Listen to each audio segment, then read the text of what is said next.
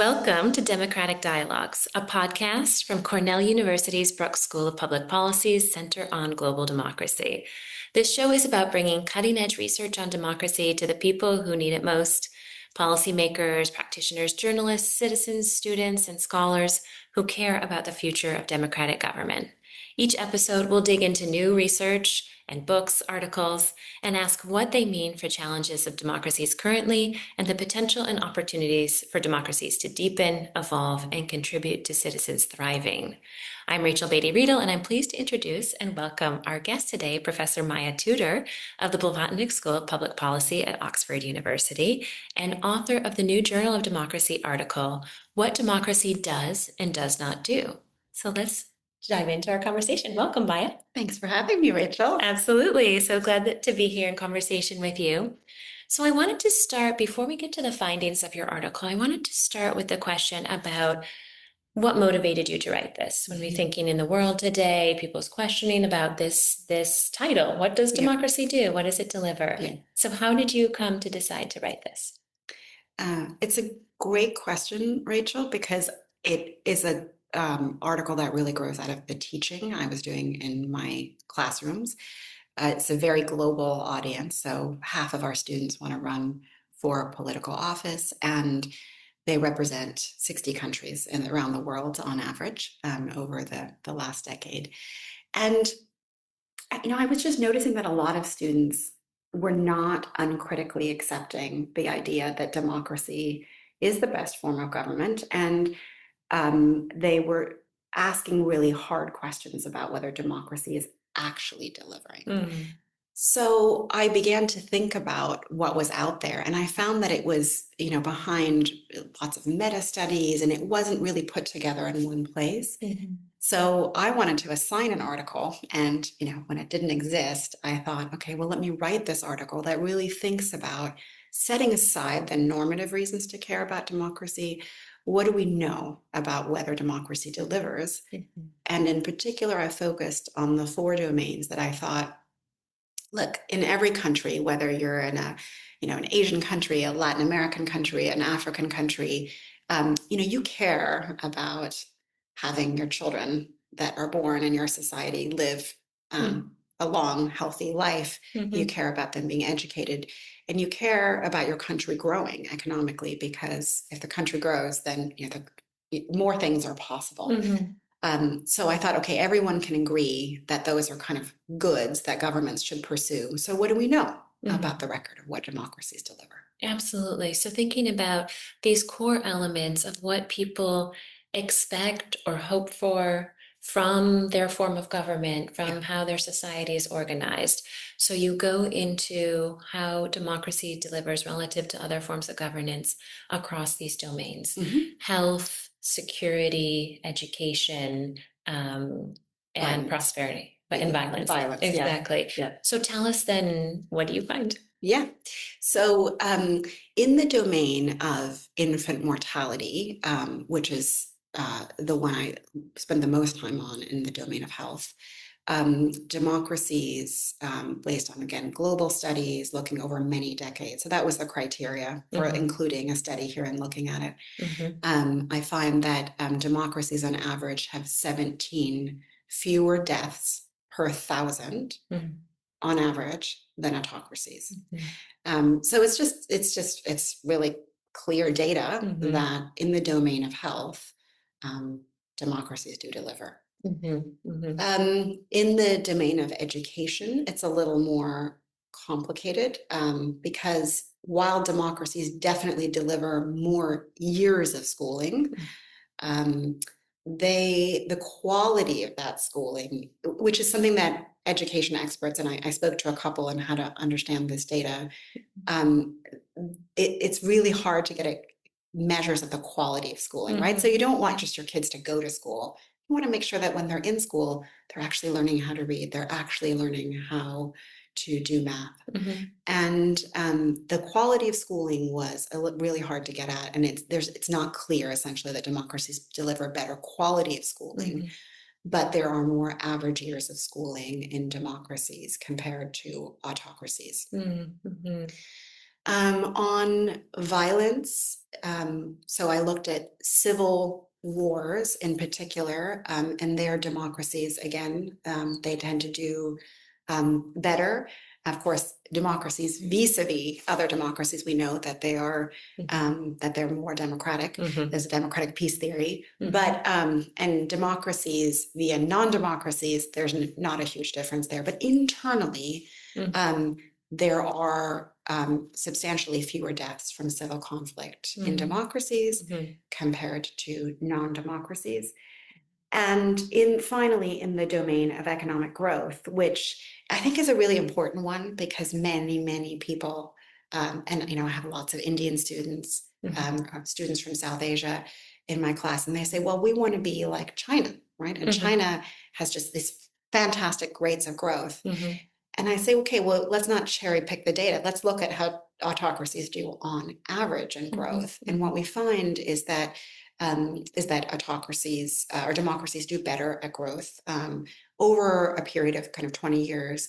The estimates range between 10 and 20% higher GDP growth per capita, partly also because autocracies are prone to inflating growth data. This was something that I hadn't quite understood, and that was, I thought, really important to understand. So there were a couple of studies that looked at kind of satellite imaging of nightlights, which is a proxy for GDP growth.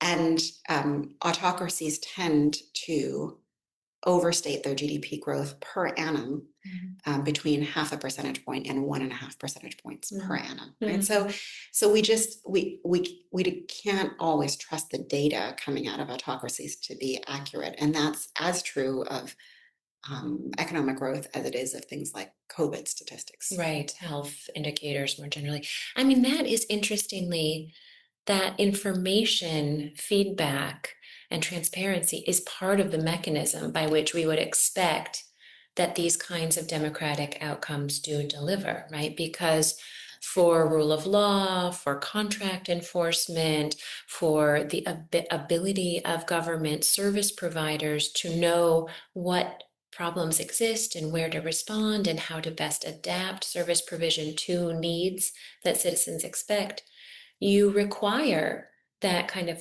truth and accuracy in reporting of statistics of the data. Right. So it's interesting that you found this potential reporting bias in autocratic countries, even as part of assessing the outcomes. But that tells us, I think, something about the mechanisms. Yes. I think it's a really important insight. So whether you run a business or whether you're running a government department, you understand that to solve problems in your organization, you need to know what the problems are in the first place. And this is kind of the core, one of the core insights in autocracies.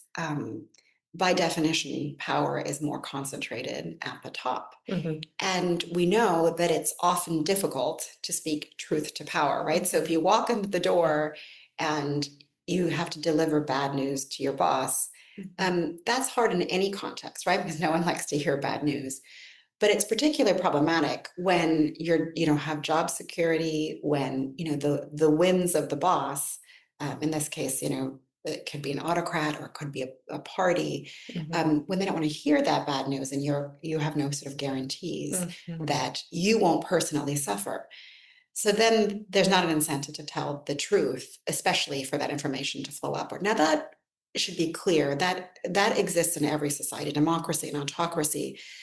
But elections and all the institutions around elections, like the protected right to dissent and free media that gives voice to those dissenting voices, those are institutions which help that information to flow into public domains and that help with popular scrutiny and just with getting an accurate sense of what's actually going on in an organization or with respect to a particular policy. It's so interesting because in recent months and years, I've been thinking a lot more critically about the role of the bureaucracy as a potential guardrail for democratic practice. And in particular, I think this is one place where that potential really plays out. Do you have bureaucracy that has independent audit capacity, Mhm. that has the mandate and the protections for transparency, Mhm. versus do you have a bureaucracy that does the executing, the implementing of the executive power, the ruling party. Yeah. And so it's interesting because bureaucracy can be the tentacles of the state's coercive power and the state's doing the executive's bidding, or it can be a guardrail for this kind of transparency Yeah. and accurate information feedback that you're Yes. talking about. Yeah. Yeah. I mean, one of the things that I talk about when we talk about bureaucracy in my class is, who thinks that governments should have fair systems Mhm. for allocating, things like entitlements, like, protections from unemployment, saying, well, okay, everyone agrees on that. Okay, and who thinks that we need to have a cadre of people who understand how to allocate those resources, who understand, how best to achieve those goals within the context of an organization. And so we go through a series of questions, and I say, look, all of you just voted for your bureaucracy, right? Mhm. And so there are these really negative normative Mhm. connotations that I think we need to be clear about. Because when we associate and when you ask people, what do you associate with bureaucracy? The things that they're going to come to mind with is slowness and, Mhm. a Red tape. kind of unbelievable Mhm. hewing to rules when rather than kind of if getting things done. Mhm. But no system works well unless you have people to help you get those things done. And those people need to be protected from the whims of Mhm. whoever happens to be in power. But of course, at the same time, be able to implement the policies that people have elected those leaders for. So it's a delicate balance there.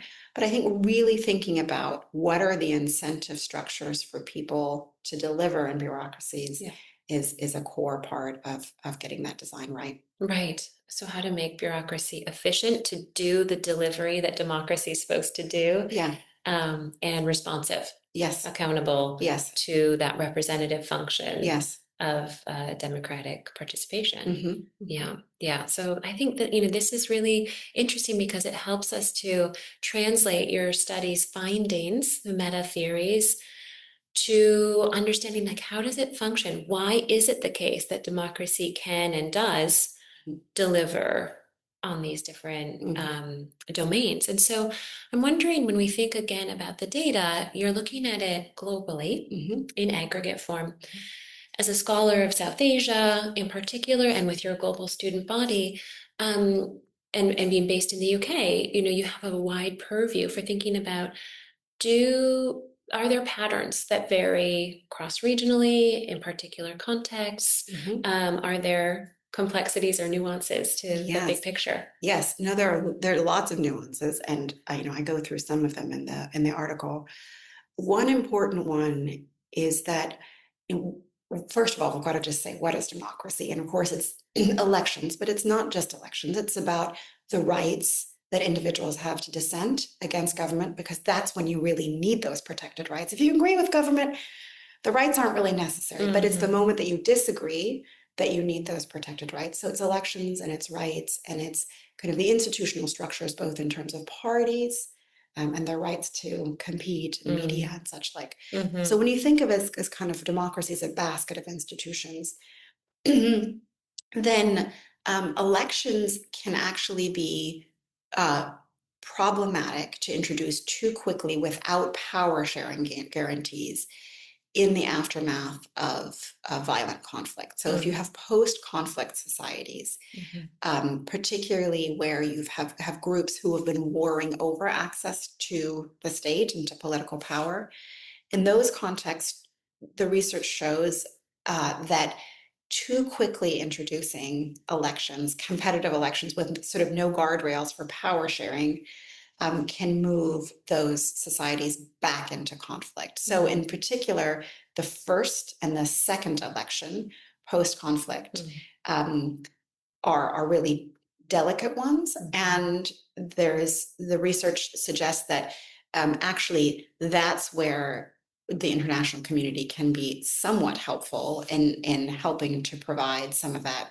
institutional infrastructure around power sharing guarantees. Mhm. Generally, democracy's record in terms of intervention and creating democracies from abroad is terrible. But that's a particular way in which this is a nuanced view of what democracy delivers. It's not the case that democratization is everywhere and always a good policy to follow, and that's in particular time in which democracies are fragile. I'm looking at the law of averages, right? So the average for democracy and growth, or the average for what democracy does vis-a-vis violent conflict, it doesn't hold for every region at every time, but it holds for most regions at most times.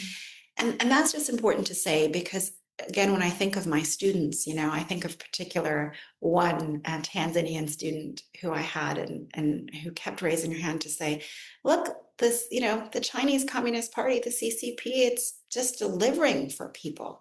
And as a future policymaker, I want my government to deliver for people. And I say, absolutely. But if you're a policymaker and you're here at a policy school to learn about what the evidence says on that, the evidence says actually that China is an outlier.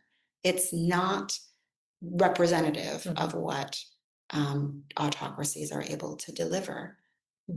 And a really good example of that is looking at how China did on COVID policies, right? So this is a shock. Every country around the world.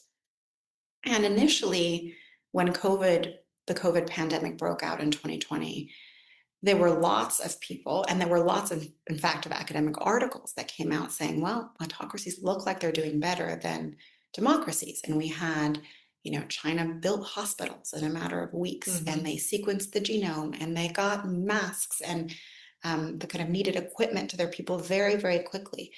And I myself thought in 2020, well, wow, this is the very image of kind of a capacious autocratic regime. And democracies didn't look so good, right? They've struggled, they were divided, and I think it's important to be honest about the failings here. But you don't just, when the history books will look back on how autocracies and democracies and ask this question, how did they fare in the COVID pandemic? They're not just going to look at 2020. They're going to look at 2021 and parts of 2022. So if you look over the life of the pandemic, and then you look at excess mortality data, for example, so one thing that policymakers might say is, well, how did democracies do? What would be one indicator that we could agree on that would be a kind of temperature check on how democracies and autocracies did?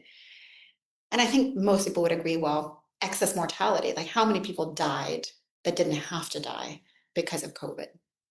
And if you look at the data based on excess mortality, because the official data coming out of China suggests that, that they had the lowest COVID mortality rates in the world. But I looked at some epidemiological data, published data in top medical journals, and one of the things that people looking at excess mortality find is that best estimates is a huge range, but sort of mid-range estimates of mortality in China, it's not better than neighboring democracies.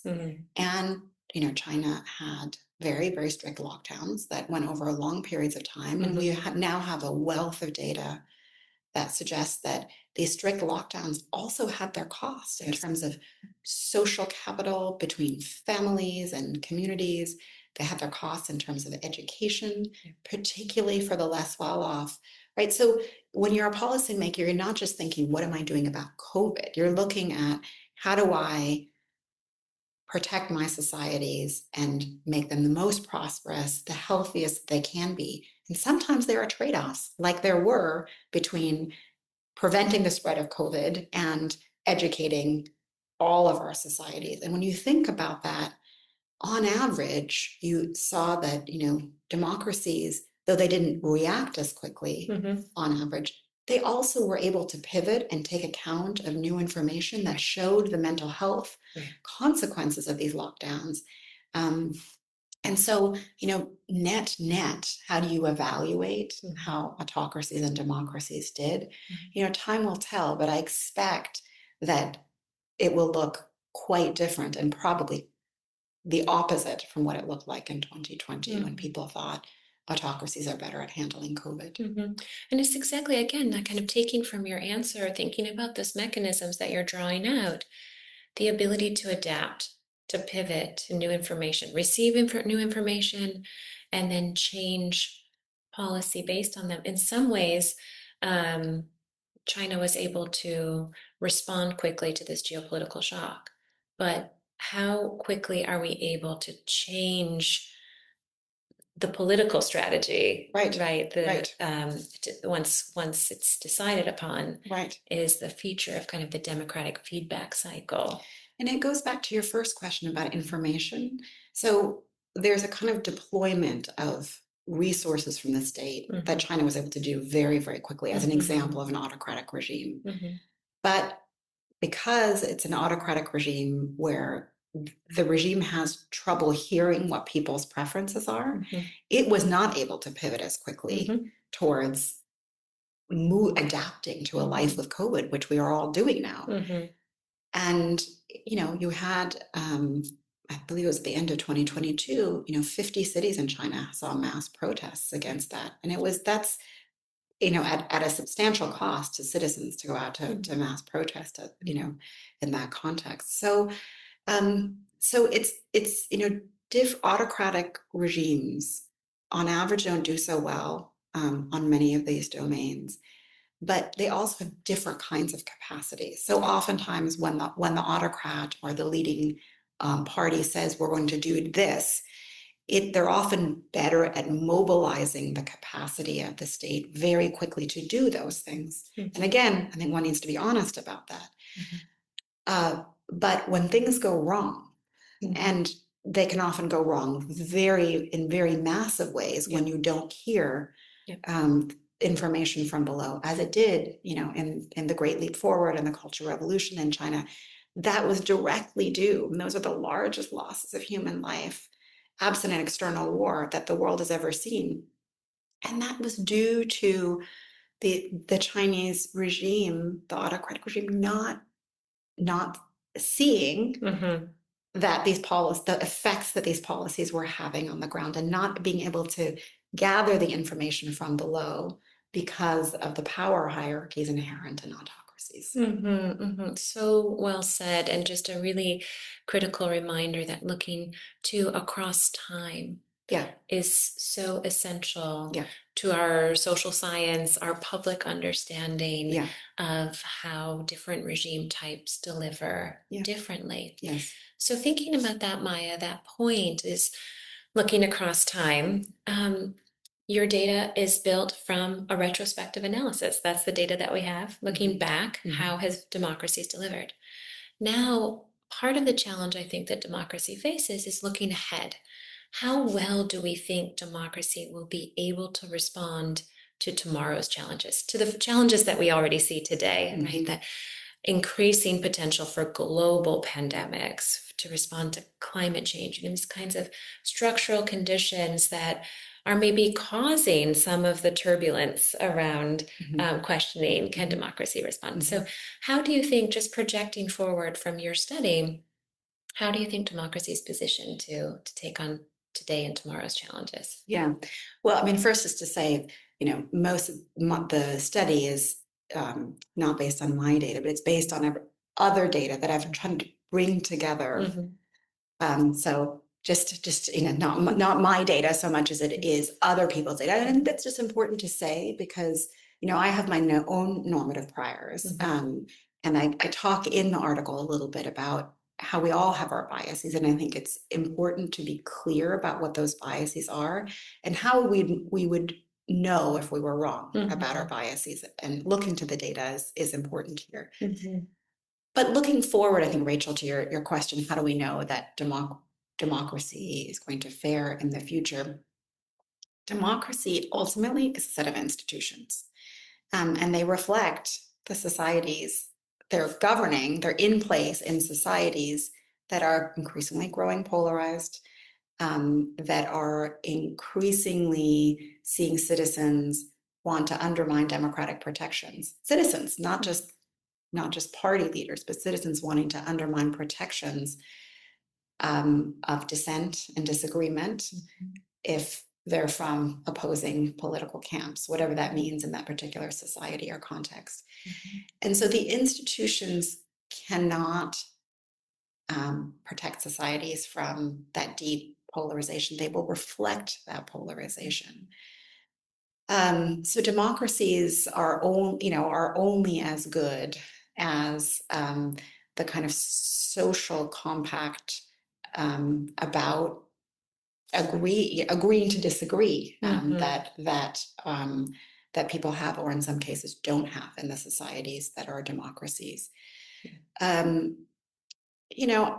Democracies will struggle with future major problems like climate change, like inequality, and potentially future pandemics. The problem is that autocracies will struggle too, and everyone's always looking for the magic bullet, right? There's no single magic bullet. I think it was Winston Churchill who said, democracy is the worst form of government except for all the others that have been tried. And democracy is not perfect. It is not a panacea. It's just that if you're a policymaker, you should be betting the odds. And on many of these domains, the odds say democracy delivers. So that's such a poignant way to end our conversation, and to think about that in the end, our ability to practice democratic rights and demand them from ourselves and each other and our institutions and our elected representatives is betting on our future. Yeah. So thank you so much for sharing your insights with us, Maya. Thanks for having me, Rachel. And that's all for today's episode of Democratic Dialogues from Cornell University's Brooks Center on Global Democracy. We hope you enjoyed the conversation and continue to join us in thinking about the challenges and possibilities for democracy today. You can find our episodes on the YouTube channel, the New Books Network website, social media, or wherever you listen to your podcasts. Thanks to our guests, thanks to our guest speaker, Maya Tudor, and thanks to you for listening. I'm Rachel Beatty Riedl, and we'll be back soon with another dialogue on democracy. Until then, stay engaged, stay informed, and stay committed to democratic dialogue.